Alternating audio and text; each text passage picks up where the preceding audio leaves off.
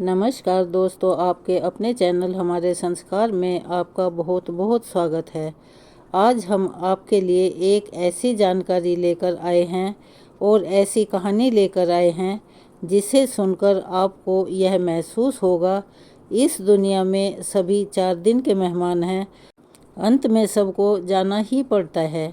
आए हैं सो जाएंगे राजा रंक फकीर, एक सिंहासन चढ़ चले एक बंधे जात जंजीर।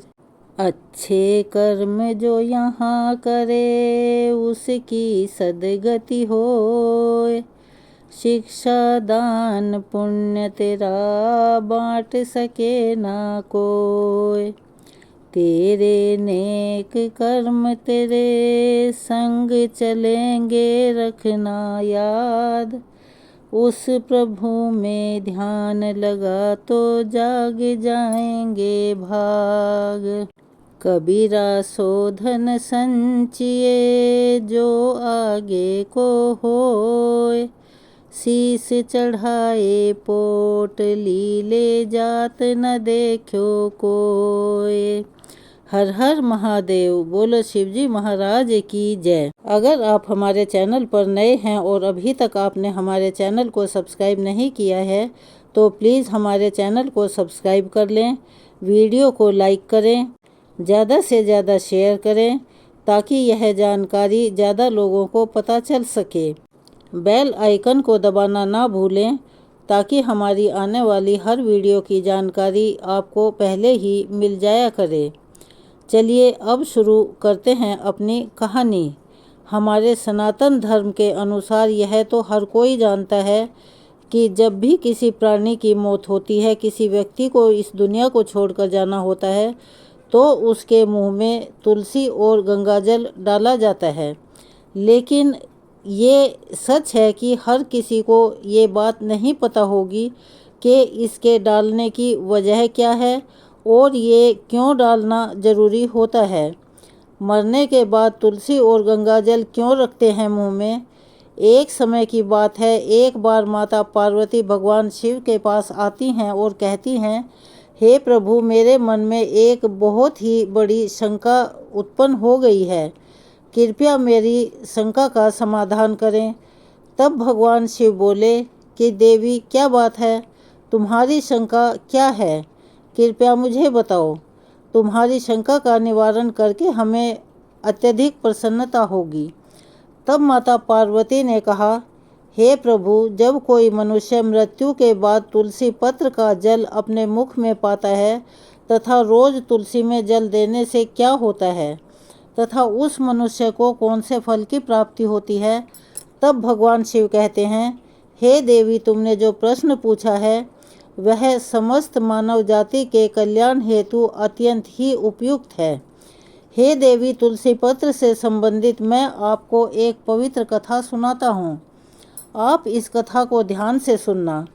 तब माता पार्वती ने कहा, हे प्रभु, मैं इस कथा को पूरे ध्यान से और पूरी श्रद्धा से सुनूंगी।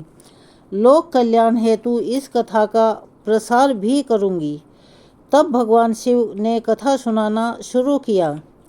उन्होंने कहा, देवी, गंगा तट के किनारे एक भील परिवार रहता था जिसमें 7 भाई अपनी बहन के साथ रहते थे। उनके माता पिता किसी गंभीर बीमारी के कारण पहले ही चल बसे थे। उन 7 भाइयों में बहन सबसे छोटी थी और वह मेरी बहुत ही पूजा किया करती थी, बहुत बड़ी भक्तिन थी। वह हर दिन सुबह तुलसी में जल चढ़ाती थी, नित्य रूप से पूजा पाठ करती थी। वह 7 भाई हर रोज जंगल में जाकर शिकार करते थे और जो भी उन्हें मिलता था उसे घर लाकर अपनी बहन से पकवाकर खाया करते थे।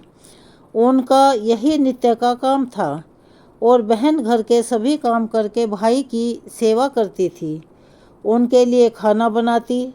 फिर एक दिन क्या हुआ, उसका हाथ एक चाकू से कट गया। जब वह बनाने के लिए मछली को काट रही थी, उसके हाथ से बहुत ज़्यादा खून बहने लगा। तो उसने जब वह खून को दीवार पर पोंछना चाहा तो उसने सोचा कि अगर मेरे भाइयों को इस बात का पता लग गया तो उन्हें बहुत ही दुख होगा। अगर मैं कपड़ों से पोंछ लूँ तो वह भी उनकी नज़रों से नहीं बच सकता। इसीलिए उसको जो उस दिन के खाने में मछली बनानी थी, उसने वह रक्त सनी हुई मछली ही पका दी।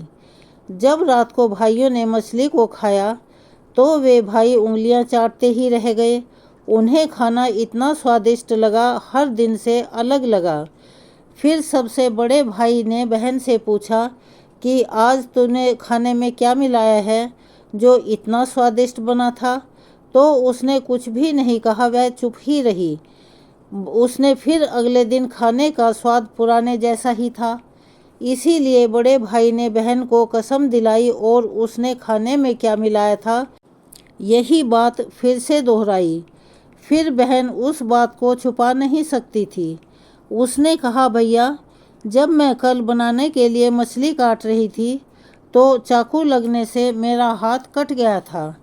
और उसने वह अपने रक्त वाली बात अपने भाइयों को बता दी। तब बड़े भाई के कुटिल दिमाग में एक बहुत ही भयानक ख्याल आया कि क्यों न हम अपनी बहन को ही मारकर खा जाएं।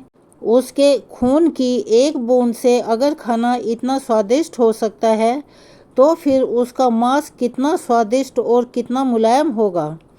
अगले दिन बड़ा भाई अपनी वह कुटिल योजना सारे भाइयों को बताता है और सबसे छोटे भाई को छोड़कर सारे भाई राजी भी हो जाते हैं। तब बड़ा भाई अपनी बहन की हत्या करने की साजिश रचता है। दूसरे दिन वे सभी अपनी बहन की शादी कराने हेतु उसे दूसरे गांव चलने के लिए मना लेते हैं। फिर वे सभी अपनी बहन के साथ रास्ते की एक छोटी सी गुफा में ले जाकर उसे बांध देते हैं और उस पर बाणों से वार करना शुरू कर देते हैं। लेकिन बहन तो एकदम अवाक रह जाती है।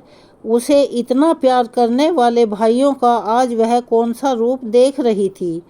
तभी वह स्त्री मन ही मन ईश्वर से प्रार्थना करते हुए कहती है, हे प्रभु, अब आप ही मेरी रक्षा करें। तभी एक चमत्कार होता है।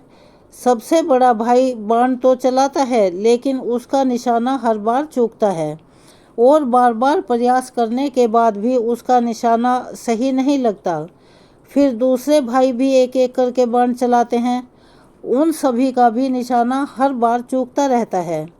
अंत में सबसे छोटे भाई को बाण चलाने के लिए कहते हैं किंतु वह साफ मना कर देता है। तब सभी भाई उसे ही जान से मारने की धमकी देते हैं। तब उन 7 भाइयों की बहन ने मुझसे विनती करते हुए कहा, प्रभु, अब आप मेरे छोटे भाई की रक्षा करें और उसके बदले मेरे प्राण ले लें। ऐसा कहते ही सबसे छोटे भाई का बाण बिना निशाने के ही बहन के सीने को भेद जाता है। तब वे सारे भाई अपनी ही सगी बहन को काट कर पकाते हैं और आपस में परोसते हैं और अंत में सबसे छोटे भाई को उसका सिर खाने को देते हैं।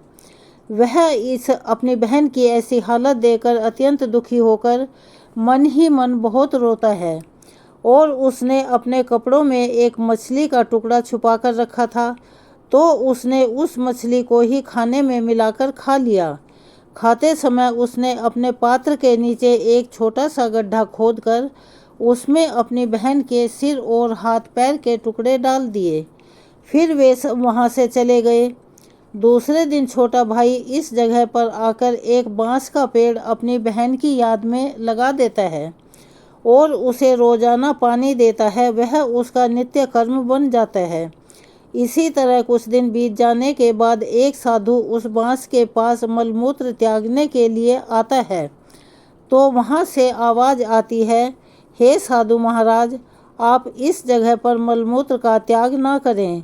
तभी वह साधु आश्चर्य से एक बांस के टुकड़े को काटकर अपने पास रख लेता है और उसकी एक बांसुरी बना लेता है।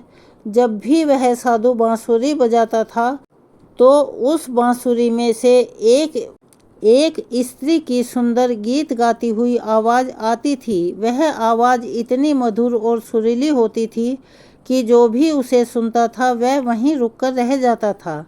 वह साधु उस बांसुरी को बजाते और द्वार द्वार जाकर भिक्षा मांगते उसी से अपना जीवन यापन करने लगे। कुछ समय बीतने के बाद वह साधु उस बड़े भाई के घर के पास गया तो उस बांसुरी से गाने की आवाज़ की बजाय एक अलग आवाज़ आने लगी कि इसी दुष्ट ने मेरी हत्या की है।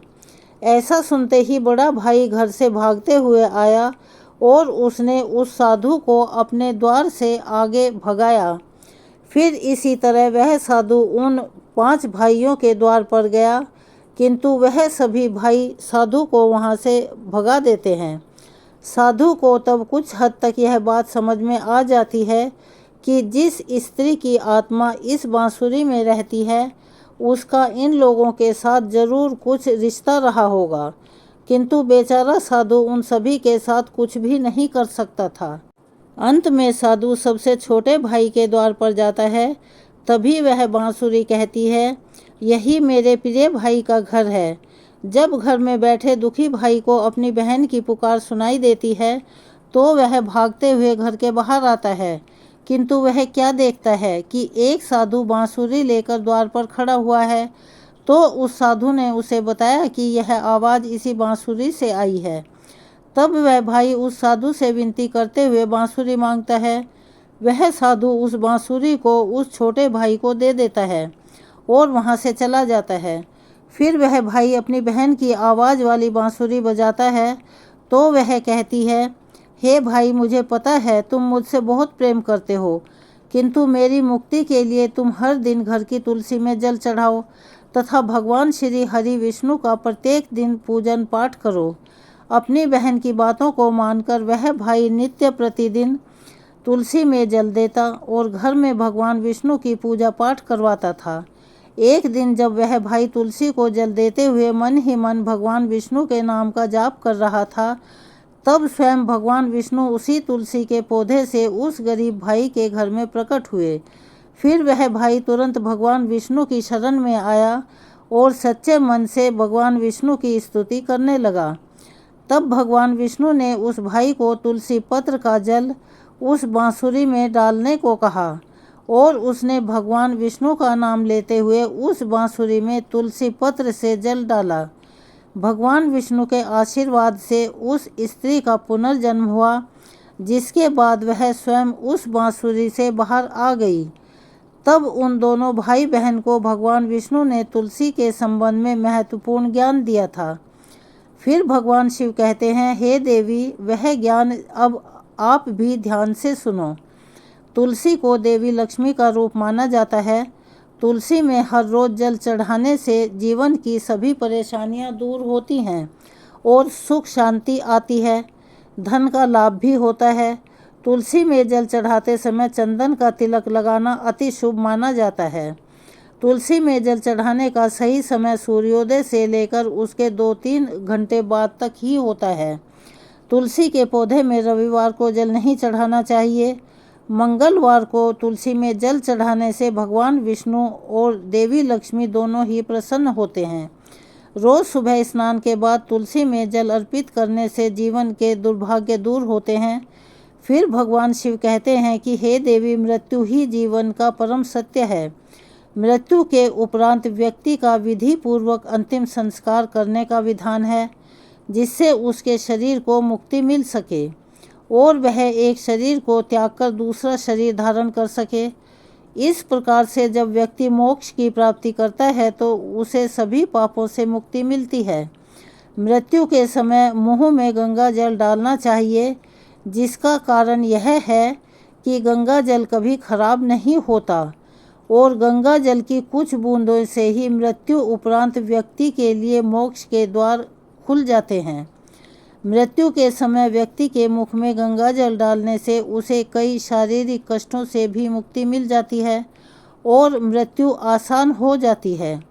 यदि मृत्यु के समय व्यक्ति के मुंह में तुलसी की पत्तियां रखी जाती हैं तो मरने वाले व्यक्ति की आत्मा को भगवान विष्णु का आशीष प्राप्त होता है और संसार की मोह माया से मुक्ति मिलती है।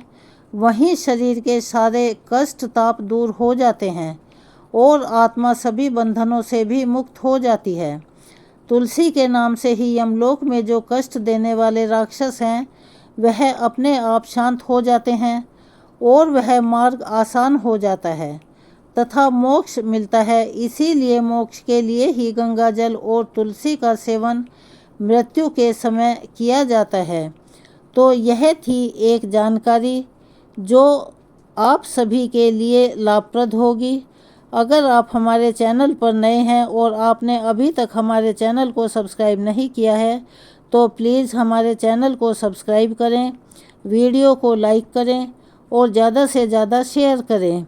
बेल आइकन को दबाना ना भूलें ताकि हमारी आने वाली हर वीडियो की जानकारी आपको नोटिफिकेशन के ज़रिए पहले ही मिल जाया करे। अपना सहयोग और प्यार हमें ऐसे ही देते रहें। कमेंट्स बॉक्स में ओम नमः शिवाय, हर हर महादेव, ओम नमो भगवते वासुदेवाय नमः, हरे कृष्णा, राधे राधे लिखना ना भूलें। जिसमें भी आपकी श्रद्धा है, आप जिस भी नाम को मानते हैं उसे ज़रूर लिखें। आपका कमेंट करना और वीडियो को लाइक करना हमारे हौसले को बढ़ाता है और हम बड़ी लगन के साथ आपके लिए वीडियो तैयार करते हैं और प्रस्तुत करते हैं। तो चलिए एक बार मेरे साथ बोलिए, हर हर महादेव, ओम नमो भगवते वासुदेवाय नमः। धन्यवाद।